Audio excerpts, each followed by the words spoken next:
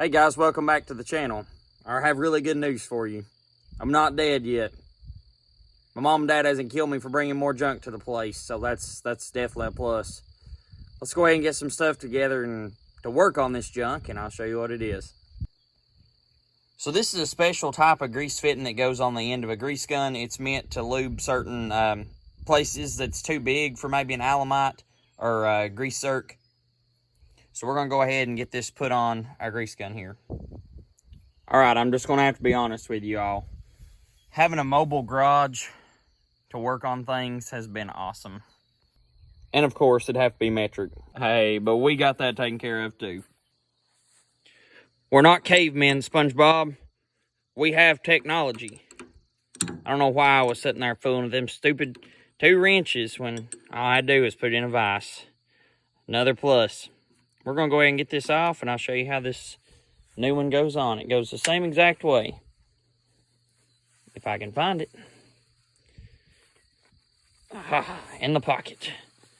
Now let's hope it's the same threads.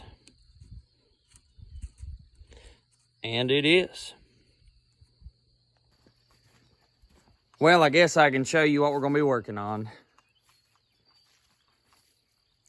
So, to a lot of people, especially if you're not into them, it may look like a hunk of junk.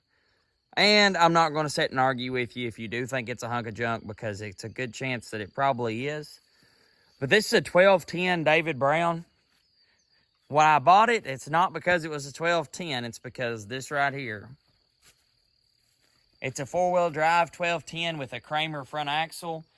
These axles were used by David Brown in the early 70s. They're actually a German axle. And the thing with these axles is that most people did not grease and take care of these U-joints the way they should have. And thankfully, this one's still tight, and that's the only reason that I really bought it. But what you got to do to grease it is you have to take loose those bolts there. There's 4 of them, and you have to shove this grease end in there just like that. And that's what greases those. I bought this tractor at an auction in Maryville, Tennessee. The best that I can figure is it was like a horse farm, because when I went there, they had like 80 saddles. The place was 4 acres, and it sold for $1,005,000. Really, to be honest with you, that's the only reason that I went to the auction. There wasn't really anything else that I was interested in. One of my friends, he's an auctioneer, and he offered me a ride down there and said, well, I'll take my trailer anyways, just in case you do buy it. So sure as the world, I bought it. And so he let me haul it home. It's going to have a fan belt. The fan belt was shredded whenever they started to move it. These 1210s are a little different than my 990, though. The hydraulic pump's actually up front with those. My 990's in the back end. And so you have to take loose that shaft right there just to even get a belt over your alternator, fan, water pump, whole 9 yards. So that's going to be a project. The spin outs are trashed, rusted. Going to get rid of them. Going to go ahead and put a set of 30-inch wheels like on my other one, solid wheels. It's got 18.4s on it. I'm going to put some 18.4s back on it. This front rim, I hope, is savable because it looks pretty good all the way around the rim here, but it is very rough around the valve stem. So we are probably going to have to weld a patch out, end up like taking a Ziz wheel, cutting this out and welding a patch in, because these wheels are pretty hard to find, as you can imagine. The 4-wheel drive, it's fairly tight. I mean, like I said, it's also a 50-year-old tractor, too. I didn't get any stabilizer bars. Also didn't get a top link, which I was pretty saddened about. I asked the guy that was over the auction, or that was moving the stuff around. I guess he was some family. He said they didn't have a top link for it. This tractor was hooked up to a 6-way blade. From what I was told, you can see up here on the fender where they had the joystick. They had like a 3-joystick deal to run the blade off one remote.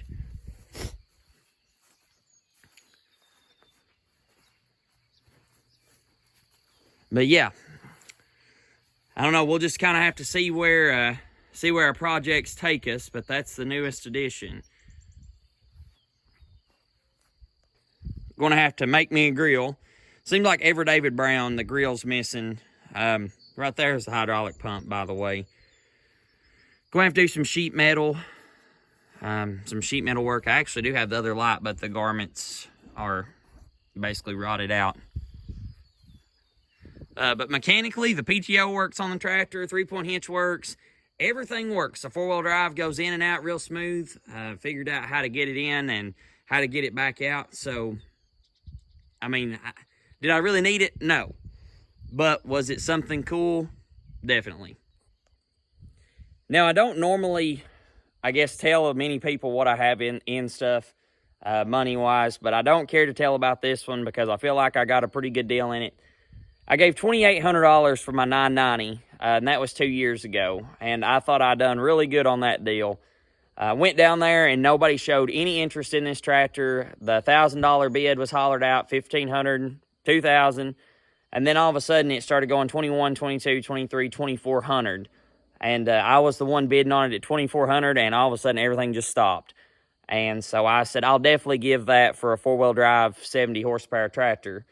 If the 4-wheel drive works. And like I said, I didn't really try it out. I just kind of pulled it up, backed it up, and that's the way auctions are. But for $2,400, I thought if it's good, it's good. If it's not, it won't be the end of the day. They had Cubs down there, Farmall Cubs that had cultivators on them, and these things were bringing $2,400, $2,500, and they weren't even running. So I was pretty tickled with this buy. All right, so like I said earlier in the video, you take these bolts out. Now, these bolts are very, very important to hang on to. They are a very shallow bolt. So what you'll do is you'll take that fitting and you'll shove it up till it's tight right there, and then just start pumping it full of grease. All right, well, lead mechanic showed up, lazing around on the job. So we figured out that process may not work. I thought that using common sense that I could use one of them and it would fill up the U-joint, but it just kept on pushing grease out behind it. Not many people know much about these axles, especially over here in the States. So there's a cool David Brown page that I'm on Facebook, so I may see if I can post some help on there. Or if you guys know anything in the comments below. I know there's some people across the pond that watch me too.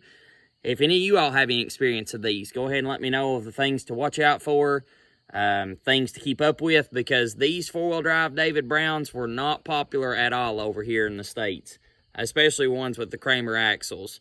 So like I said, if you've got any tips of how to grease the U-joints and keep them in pretty good shape, let me know. So we're going to go ahead and we're going to wrap it up for the night. I don't know if anybody else's dog likes to be petted right here, but this is like my dog's weak spot. But guys, I hope you all enjoyed the video. I know it was a little short video, so I know things may not have been as long as normal.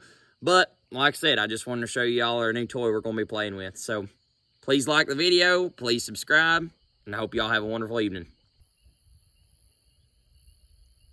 Thought I'd give you just a little hay update at the end of the video. Probably not going to mow until the end of May this year. We've had some really, really cold weather for spring. And you can tell by looking at the bottom that it's just not really growing the way that it should. But like I said, some of this warm weather will really bring it out. It's a lot thicker down towards the bottom where it stays wet all the time than what it is up here. So we'll just have to see where it goes. Stay tuned.